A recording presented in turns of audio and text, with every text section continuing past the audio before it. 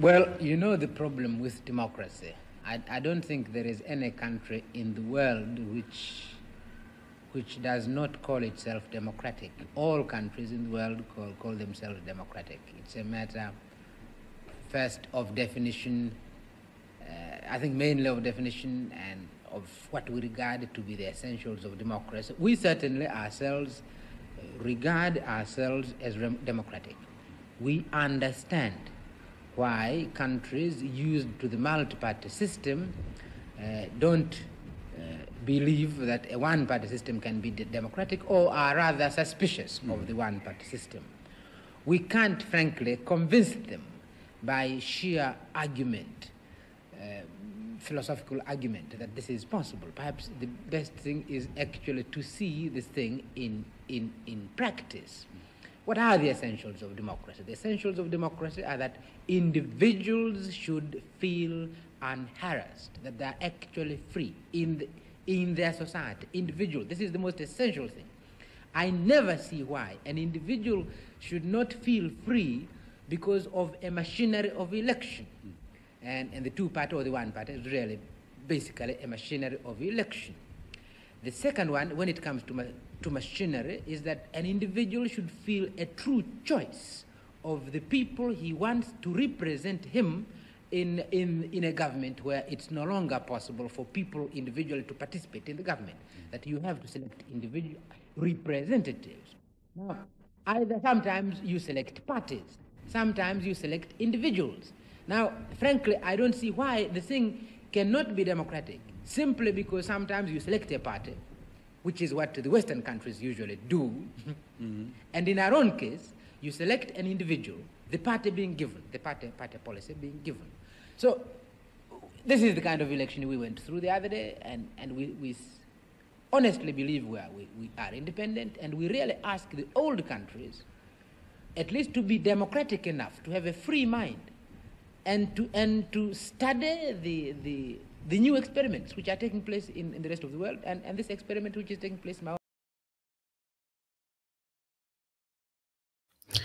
Good morning, Africa. Good morning, East Africa. Good morning, Tanzania. Good morning, West Africa. Good morning, pale Ghana. Katika siku hii ya leo, tutaanza mazungumzo haya ya Good Morning Africa, Good Morning East Africa, Good Morning Africa, kuangazia matokeo kama mnavyoona ya uchaguzi wa viti vya wabunge pamoja na uraisi katika nchi ya Ghana ambao umemalizika Jumamosi iliyopita. Good Morning Africa, tumepata nafasi leo hii kutoka katika studio zetu za hapa Columbia, South Carolina, za kuongea na moja kati ya wanafunzi ambaye yuko mwaka wake wa mwisho wa kumalizia PhD, anasomea masuala ya kiuchumi au economics hapa katika University of South Carolina, ambaye anajulikana kwa jina la Idris Muhammad.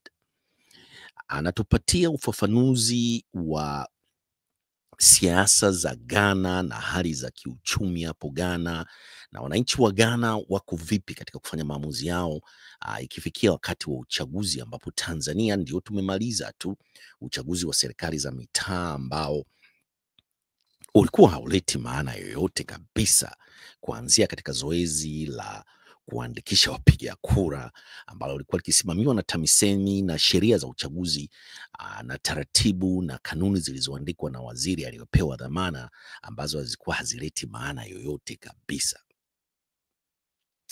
Sasa tutamsikiliza huyu mwanafunzi mzaliwa wa Ghana ambaye amesomea Asia,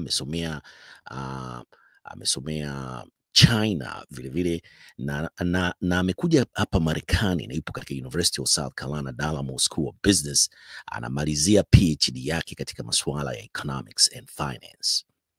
Vile yuko karibu sana na afuatilia hali za kiuchumi pamoja na sera za kiuchumi za Ghana, na ukiangalia watu wote kutoka West Africa, vijana ambao ni millennial na ambao wana umri ambao ni wengi wa Afrika katika nchi za Afrika, hususan hawa West Africa, wana uelewa wa juu zaidi katika masuala ya hali ya kiuchumi na nchi zao zinatakiwa ziwe vipi. Ndio kwa maana mtamsikia akiongea nasi American Swahili News na Swahili Villa Online TV. Tumefanya naye mazungumzo katika lugha ya Kiingereza na Wagana hawazungumzi Kiswahili, wanazungumza Kiingereza na vilugha vyao. Kwanza tuseme tu good morning Nairobi, Kenya, good morning Kampala, Uganda, good morning Bujumbura, Burundi, DRC, Congo, Tanzania, vilevile Dar-Es-Salaam, ambapo leo hii kama tulivyo headline hapo mwanzo ni kwamba tunamsubiri makamu mwenyekiti wa Chama cha Demokrasia na Maendeleo CHADEMA, Mheshimiwa Tundu Lissu, naye atakuja kuongea na vyombo vya habari. Kwa American Swahili News imebidi tuanze mapema kidogo katika siku hii ya leo ili tuweze catch up na Tundu Lissu ambaye atakuwa na press conference hapo Mlimani City katika siku hii ya leo. Nafikiri sasa hivi ndio wameshaamka huko Tanzania. Good morning Tanzania, good morning Dar es Salaam, wanajiandaa na press conference. Lakini katika segment yetu ya kwanza hii ya leo ni kama dakika 15 hivi tutamsikiliza Idris Mohamed, PhD candidate ambaye anatarajiwa kuwa Dr. Idris Mohamed katika masuala ya kiuchumi. Anatokea Ghana, amefanya mahojiano na American Swahili News pamoja na Swahili Villa Online TV. Hebu kwanza tumlete hapa. Sijui kama tunaweza kumleta huyu hapo. Yupo ametulia kabisa na nyuma yake nafikiri kuna bendera ya Tanzania. Na mazungumzo haya yamefanyika katika mji wa Columbia, South Carolina, na katika siku hii ya leo. Hebu tumsikilize Idris Mohamed au PhD mtarajiwa huyu, mchumi Mghana huyu. Anazungumzia matokeo ya uchaguzi uliofanyika huko Ghana wiki iliyopita Jumamosi, na sasa hivi washamjua rais wa Ghana na kila kitu kinaendelea vizuri. Idris Mohamed tunamkaribisha hapa kabisa, anakuja kwa upole kabisa. Ngoja tumrudishe hapa kidogo, na anza kuongea na American Swahili News, Swahili Villa Online TV. Karibu.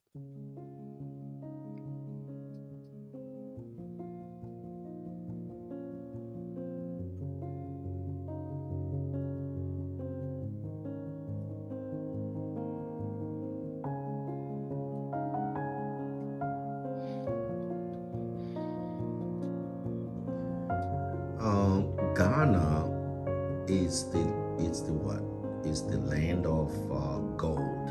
They just finished or just held the election. I think it was last week. Is that correct? Yeah. And then on Saturday. On Saturday. Yeah. Tell me a little bit about what happened and who won the election in Ghana. So Ghana did go to the elections on December 7th, and what we observed was a massive win for the opposition, which is the NDC. And if you look at Africa this year, this is the 5th time an opposition won elections this year. We had like Botswana, Mauritius, Senegal, and Somaliland. So Ghana is a 5th. So I think this is a pattern that we begin to observe in Africa. It in a way shows the anger that the Africans have shown to the parties in power, and especially in Ghana, we have seen a party that has been in power since January 2017, and things really got very bad, especially the past 3-4 years, and people were really show their anger and asked the who is the head of state, to sack the then Minister of Finance, who was Ken Ofori-Atta. And that did not happen. It only happened quite recently, and well, it was just a mere show to tell Ghanaians, well, I don't care about what you guys are going through, because this regime was about to end. You know, in Ghana, every guy has 2 terms. So his regime was about to end when he changed the Minister of Finance, which was like, I think he changed him like 7 months to 8 months ago. And this is before the election. Yeah, right? That was before the election. That was 7-8 months ago. But then his tenure is over. He cannot contest again. So his vice was then going into the elections, right? So his vice president was handpicked to run for president. So it is not handpicked. So they go for the Congress where they vote for who should lead the party, and he won. The vice won. Of course, he had the support of the Nana Danko Akufo-Addo. So his vice lost abysmally. The vice. So according to the EC, that is the body in charge of elections in Ghana, he got only 41% of the votes, and then the opposition guy, he got about 56% there. 56%. Yeah, so that was a massive gap. I had the difference in terms of vote was about 1.6 million votes. So let me ask a quick question. This is with respect to the anger that you're saying that the Ghanaians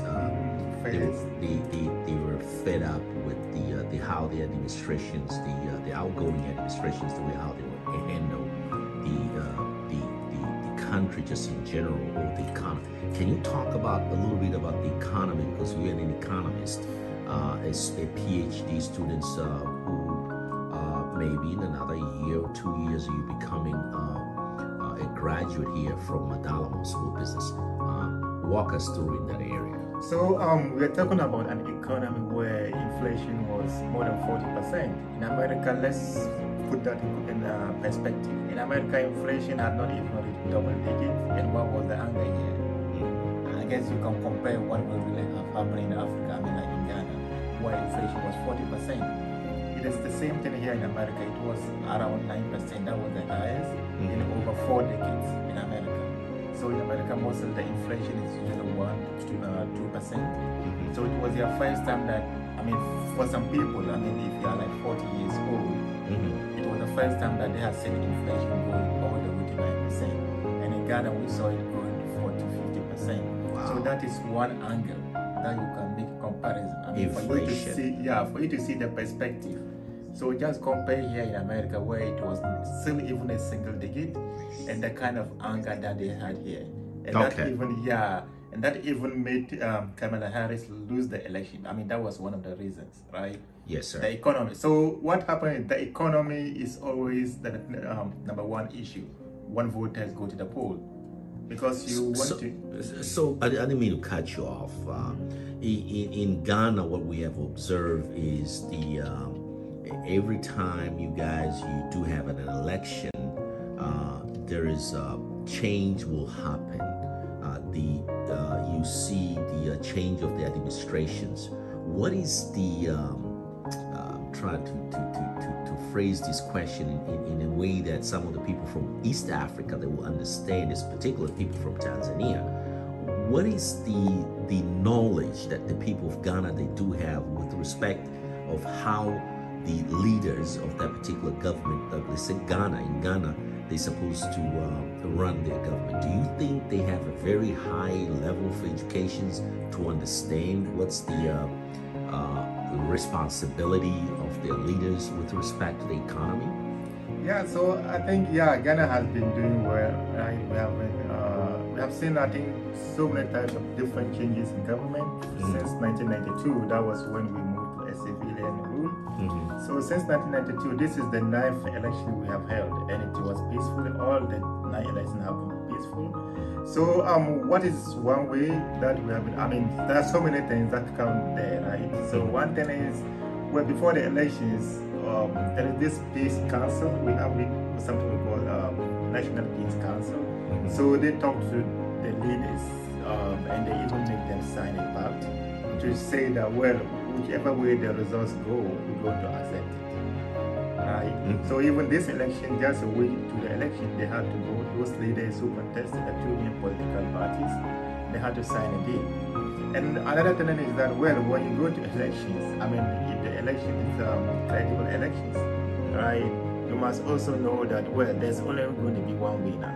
Absolutely, yeah. Yeah, so you don't go to election thinking that all of you are going to win. At the end of the day, if you win, that is your luck. If you don't win, that is also your luck. So you must concede. Yeah, so even when this election happened, like, I think when voting ended like 5 p.m. on December 7th, by 7 to, I think, but let me say by midnight, the incumbent party had already known that they have lost the elections. Okay. Yeah, and then their leader called the guy who won to tell him, oh, okay, congratulate him on winning the elections. So I think it is about we understanding the elections are not a war. It's not like someone, someone wins and then I will die. No, it's a context, and in every context, someone will be a winner and someone will lose. Right? So it's all depending on the perspective. So because Ghana has had that norm for a long time, I think it is now embedded in our society that, well, elections is elections. someone will lose, someone will win.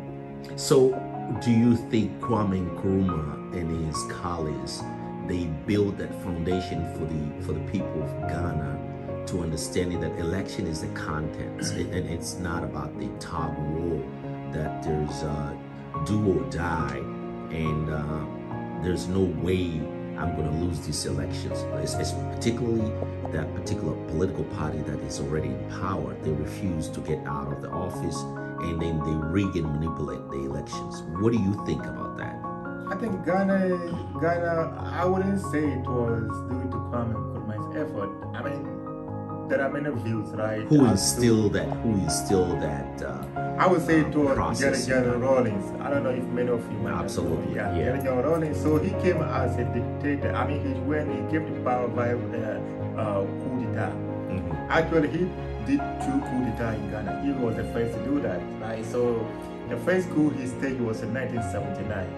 So he staged the coup and then he released power, like he relinquished power to like a civilian government. And then he came back again a year after, a coup again, 1981. Wow. Right, barely a year. Because he saw that, well, the guy that he gave the power to was not doing the right thing. So he had to stage a second coup. So from 1981 till 1992. So tell us a little bit about this incoming administration. Do you think there's any hope that they will bring any changes in terms of unemployment rate and inflation in Ghana? Walk us through in that area. Well, first of all, it is important to note that, well, they didn't win the elections as in like they genuinely won the elections. It was because of the anger that Ghanaians had against the incumbent government, right? Okay. Due to the gross mismanagement of the economy. Okay. So now that they are in power, I mean, this new government is coming to power. Well, are they going to do something better? Only time will tell. I mean, the guy who is coming to power, he has been in power before for 4 years, and Ghanaians thought he did bad, so they voted him out in 2016, right? So he only served 4 years, and now he's back. So then we thought he was bad, and then we voted someone new, and he was worse. Now we vote him back again. So is it gonna be different this time? Well, the only time will tell. Even if he were to be different, there is so much that has been damaged. How is he going to solve it in 4 years? And remember, he has only one term, that is 4 years, right? Is he going to do something that will, revitalize everything, that will change the economy for the better? That one too, only time will tell. But I don't think that there's so much hope in him. Ghanaians have so much expectations in him, and at least because of that, he needs to deliver, right? Whichever way it is, I think he needs to do something. I don't know if, so now the unemployment rate, I think was about double digits. I don't remember the exact figure. Is he gonna make a single digit? Well, maybe.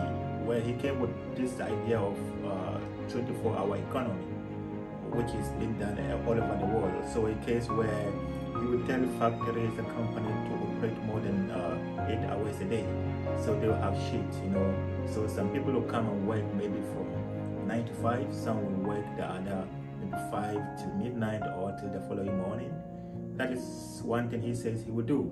Well, if he's able to do it, that would be great. But he never told anyone how he intends to do it, right? Or do we even have the capacity? So it was like a lip services that he was more like a lip providing service to the constituencies that they vote them in. So it will be hard to call it a lip service because he hasn't started work yet, right? So yeah, he was looking for vote. He could say anything, right? Yeah, just like the other guy, so they could say anything. So what do you think made the Ghanaians to vote him back? Because they voted him back out in 2018, and then they 2016, and then they elected again 2024. Yeah, I guess what was the reason behind? There was no any other candidate to run for the presidency in Ghana? So we have two main political parties, right? There are other minor political parties, but in all combined, those minor parties don't even take up to 5% of the votes, right? So it is these two major political parties, so they choose who should lead their parties, right? And let me state, so just as I said, Ghanaians did not vote for him mainly because they think he's better. I think Ghanaians didn't want to award bad governance with votes, right? So if you rule poorly like this party or this government had ruled Ghana for over 8 years, well, Ghanaians feel like we cannot award you for this type of damage you have caused to the economy or to the whole of Ghana, right? Well, what are we gonna do? Then we vote for the next best. Yeah. All right. So what is? Yeah, we almost running out of time. What is your last word now? The word that you're sending out to Tanzanians. They're going to have an election 2025. What the Tanzanians they need to do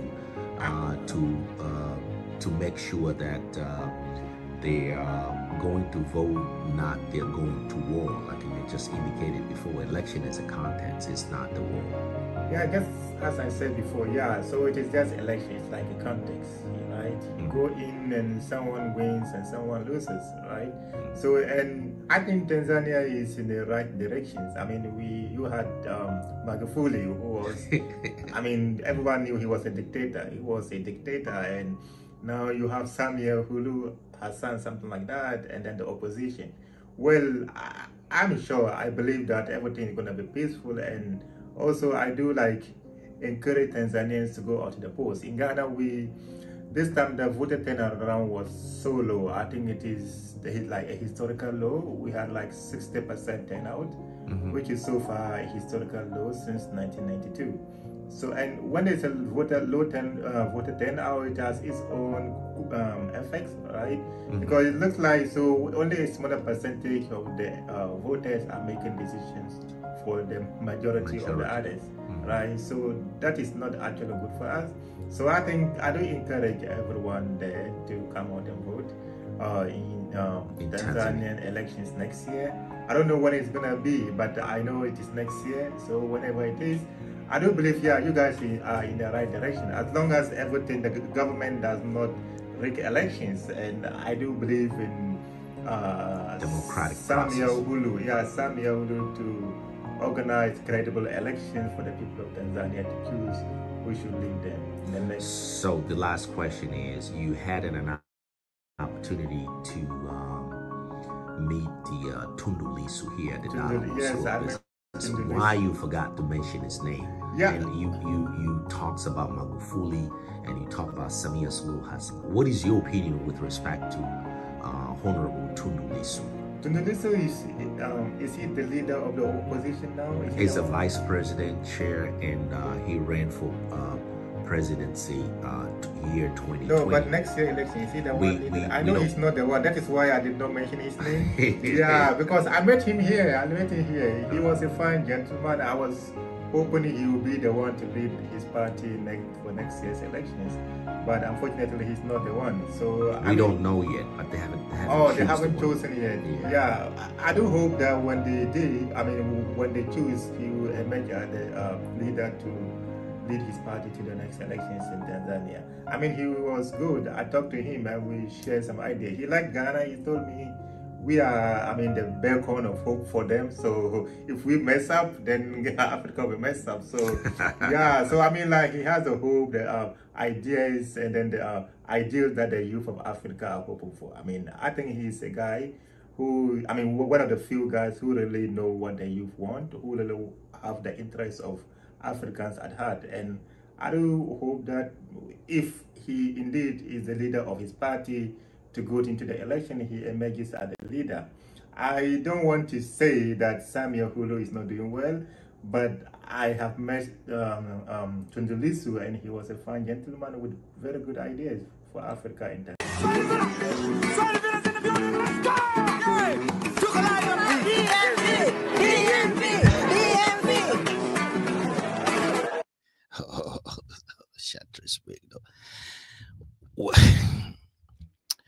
Idris Mohamed tumefanya naye maongezi leo, na ilikuwa ni timing moja nzuri sana, na Tundu Lissu subiri kidogo hapo kidogo.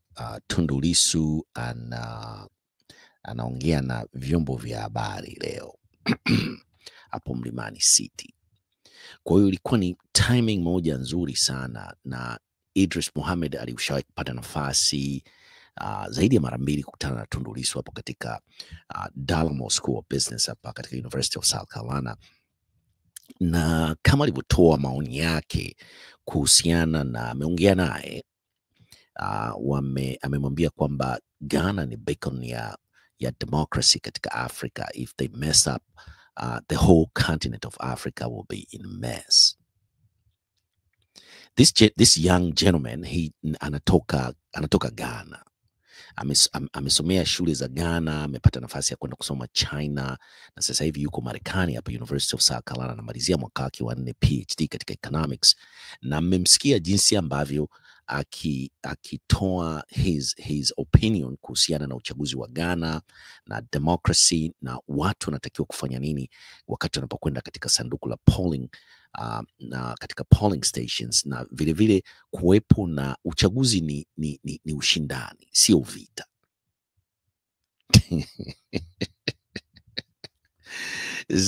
Point ambazo tunatakiwa tuzichukue kwa kijana, kwa Tanzania ambao wametufuatilia American Swahili News na mnaokuja kutusikiliza hapa, watu wa serikali ya Jamhuri ya Muungano wa Tanzania. This is the younger generation, this is the future Africans. Wanazungumzia kuhusiana na election process, na huyu kijana ambaye hajawahi kufika Tanzania, bali tu amepata nafasi ya kukutana na Tundu Lissu alipotembelea chuoni kwake hapo University of South Carolina katika hiyo Dar-Es-Salaam School of Business, ambapo yeye yupo anasomea masuala ya kiuchumi. Sasa hawa ndio vijana ambao wanakwenda kufanya kazi labda World Bank, IMF, wanakwenda kushauri some of these African governments hapo.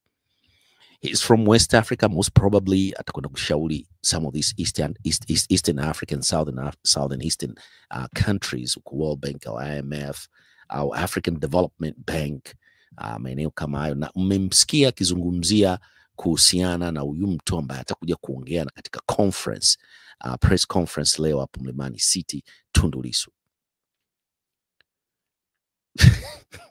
What a coincidence.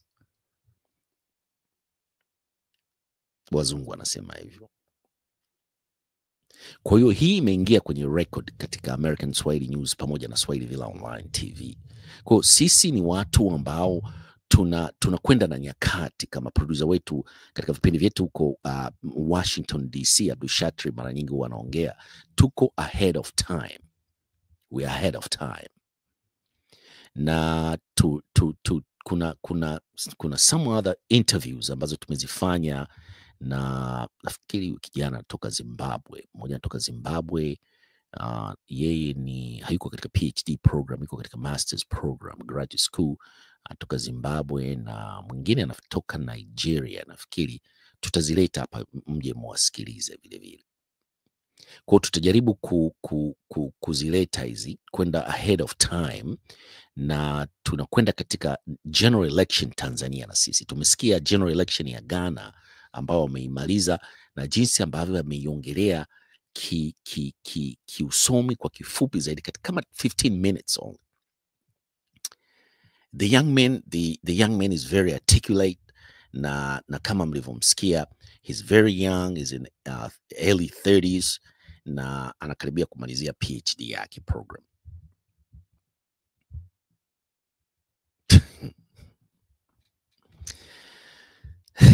Utabidi tafute Tanzania. Yeah, nafikiri wapo chuoni, tumepata kama wako kama iti tupo wako. Nafikiri kuna mmoja dada mmoja, tamleta mwache kwanza amalize mitihani. Tuko katika last week of exams.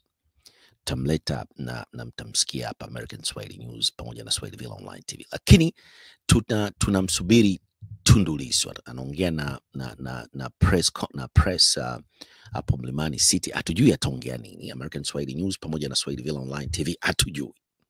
Kwa basi tukasema ngoja tuwai tumcheze unasema inakuja hapa kidogo. Inabidi tuwahi kidogo katika programu yetu ya leo ili tuweze kwenda online live na baadaye tunaweza tukarudi tena hewani ili tuweze kuzungumza au kufuatilia mazungumzo ya Mheshimiwa Tundu Lissu pamoja na vyombo vya habari katika siku hii ya leo. Kwa hiyo basi tuta break alafu tutakuja tena hewani the second segment. Nikisema ku break ina maana kwamba itabidi tusubiri. Nafikiri press conference inaanza mida ya saa 4 za asubuhi according to nafikiri Jambo TV. Wanatuambia kwamba watakuwa hewani mida ya 10 am, mida ya saa 4 za asubuhi za hapo Tanzania. Kwa hiyo itabidi tu break na tuwasubiri Jambo TV, na pindi tu watakapokwenda live na sisi hapa vile vile tutakwenda nao live. Kwa hiyo inabidi tuanze mapema ili tupate break na sisi, na tutarudi. Tutaweka link ya live broadcasting ya kumsikiliza Mheshimiwa Tundu Lissu ambaye atakuwa anaruka moja kwa moja live kutoka Mlimani City, na vile vile hapa American Swahili News pamoja na Swahili Villa Online TV tutakuwa live. Lakini tulisema kwanza tucheze hii interview ambayo inaendana sambamba kabisa na muongeaji ambaye anakuja kuongea na press hapo Mlimani City katika siku hii ya leo. Na hii interview imekuwa kama what a coincidence, mimi naweza nikasema ya kwamba Idris Mohamed amepata fursa ya kuongea na American Swahili News pamoja na Swahili Villa Online TV, na anazungumzia masuala ya election outcome ya Ghana, na vile vile ametoa ushauri kuhusiana na upcoming election 2025 general election hapo Tanzania. Kwa hiyo basi tunasema tu kwamba kwa wale ambao bado hamjasubscribe, nendeni mkasubscribe, mshare pamoja na kulike American Swahili News pamoja na Swahili Villa Online TV. Tunakuja moja kwa moja kutoka katika studio zetu za hapa Columbia, South Carolina. Kama kawaida yetu tutarudi tena hewani pindi tu tutakapoungana na Jambo TV ambao tutakuwa tunakwenda live kufuatilia press conference ya Mheshimiwa Tundu Antipas Lissu ambayo itakuwa ikiendelea katika jiji la Dar-Es-Salaam hapa Mlimani City. Hii ni American Swahili News pamoja na Swahili Villa Online TV. Sambazeni upendo, pendaneni, tutarudi tena hewani hapa. Peace.